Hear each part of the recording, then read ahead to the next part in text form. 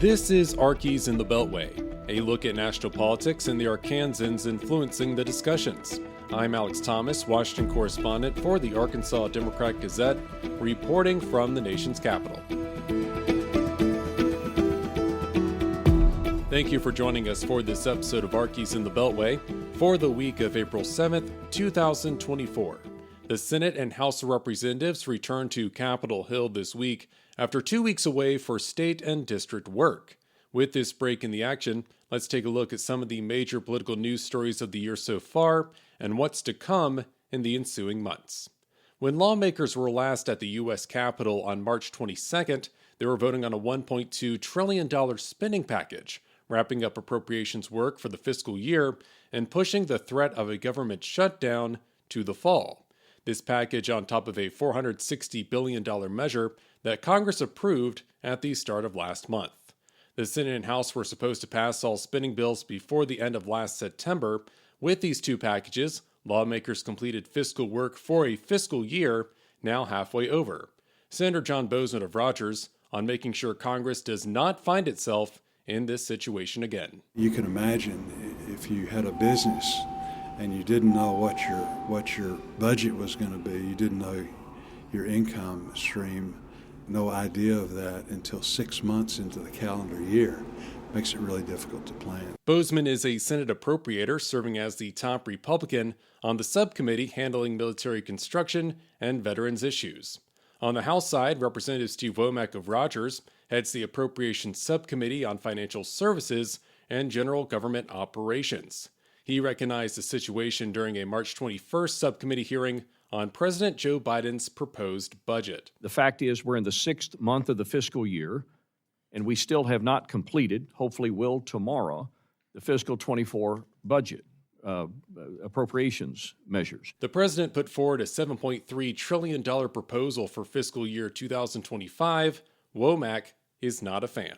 This unsustainable trajectory is one of the greatest threats to American prosperity, also to America's security and future generations. Our nation's debt grows every day. However, President Biden refuses to claw back wasteful spending, as seen by the $7.3 trillion price tag on his requested budget. Federal lawmakers will need to pass a spending plan by October 1st to fund the federal government into the next fiscal year. Congress with limited time given 2-month-long recesses in August and October, the latter giving lawmakers time to campaign before Election Day in November.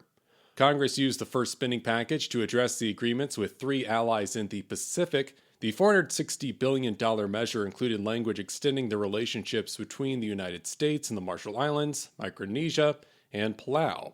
The Compacts of Free Association allow the United States to maintain a military presence in these nations in exchange for economic and security assistance. Citizens of these freely associated states are in turn allowed to live in the United States as lawful non-immigrants. Lawmakers were supposed to approve new terms last fall, but instead extended pre-existing agreements leading up to last month's vote. Congressional appropriators eventually inserted language from the House Natural Resources Committee regarding the compacts in the first spending bill. Representative Bruce Westerman of Hot Springs serves as the House Natural Resources Committee chairman. He framed the compacts in part in terms of restricting China's growing influence. If you study what Japan did down there before World War II, you can see China making a lot of the same moves, and we can't allow China to create footholds in these island countries that very small landmass, but spread out over an area larger than the geography of the U.S. The compact extension involving the Marshall Islands is important to Arkansas, which has the largest Marshallese population outside of the Pacific Island nation. Michelle Pedro with the Arkansas Coalition of Marshallese told the Democrat-Gazette in March there is a sense of relief with the new compact in place. It's a really great investment for both people, for both governments. The 3 agreements run through September 2043. A multitude of items for Congress to consider as it resumes legislative work. The House needs to consider aid to some of the United States allies. The Senate approved a $95.3 billion assistance package in February directed toward Ukraine, Israel, and the Indo-Pacific. Representative French Hill of Little Rock traveled to Ukraine in February to meet with President Volodymyr Zelensky. I regret that we didn't come to common ground on supporting Ukraine, Israel, and Taiwan before Christmas, but we are where we are, and we need to do it now. We need to do it in an effective way. As for the Senate, the chamber has yet to consider the House's TikTok bill. The measure would require TikTok's parent company ByteDance to sell the social media platform within 6 months or face a nationwide ban. The concern over ByteDance's ties to the Chinese government and if Chinese officials can access the data of American users. All 4 of Arkansas's House members backed the measure when the Republican-led House considered the matter on March 13th. Senator Tom Cotton of Little Rock has voiced support for the bill. President Biden has promised to sign the legislation if the Senate passes the measure. House Speaker Mike Johnson plans to send the Senate 2 articles of impeachment against Homeland Security Secretary Alejandro Mayorkas on Wednesday. The House impeached Mayorkas in February over the Biden administration's handling of security at the southern border. All 4 of Arkansas's House members supported impeaching Mayorkas, yet finding him guilty in the Senate will be a challenge given that chamber's Democratic control. Movement in both chambers regarding the next farm bill is a possibility. Congress was supposed to pass a new farm bill last fall, reauthorizing nutrition, rural development, and agriculture-related programs. But congressional committee leaders instead agreed to extend the standing 2018 law through this September as talks continued regarding the next measure's provisions. Senator Bozeman is the top Republican on the Senate Agriculture, Nutrition, and Forestry Committee. He says congressional Republicans are still on track to release frameworks of the next farm bill in April, starting with the House Agriculture Committee. They'll release theirs first, and then we'll go after them. Representative Rick Crawford of Jonesboro serves on the House Agriculture Committee. Arkansas producers are interested in a new farm bill becoming a reality. Robert Lloyd is a financial consultant who raises cattle in Logan County.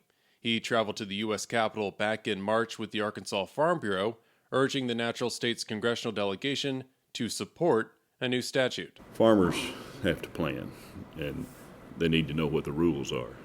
And right now, those rules are somewhat in flux. 2 sticking points in discussions have involved conservation funding and support for nutrition programs like SNAP. Michigan Democrat Debbie Stabenow, who leads the Senate Agriculture Committee, has vowed to block any farm bill proposal capping funds for these efforts. As Congress continues its work for the year, 2 Arkansans already have their sights on leadership roles in the next Congress.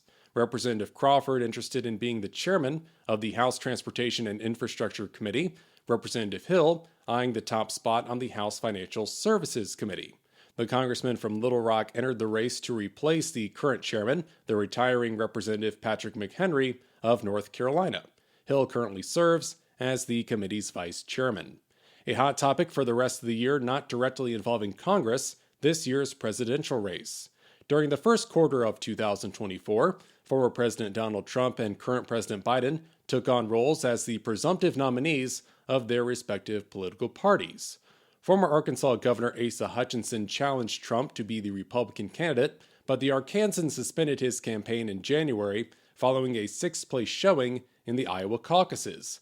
Hutchinson, a vocal Trump critic, has no plans to back the former president. He has made the Republican Party, into Donald Trump's image, and that is driven by ego, and it is driven by his grievances. The policies of grievance and anger is really not a policy. Both parties will hold their national conventions this summer. The Republican National Convention will take place in July in Milwaukee, while the Democratic National Convention will happen in August in Chicago. Some other stories before we wrap up. Former President Bill Clinton leading a delegation to Rwanda. Clinton and current government officials taking part in a ceremony honoring the victims of the 1994 genocide, which began 30 years ago today. The former president also finishing a new book. Citizen will highlight Clinton's work in the years since leaving the White House. It is set for a November 19th release. That'll do it for this edition of Arkies in the Beltway for the week of April 7th, 2024. You can stay up to date with all news involving Arkansas at arkansasonline.com. You can also get in touch with me on social media. My handle is @AlexHouseThomas. Special thanks to the team down in Little Rock. I'm Alex Thomas, and this has been Arkies in the Beltway. Thanks for listening.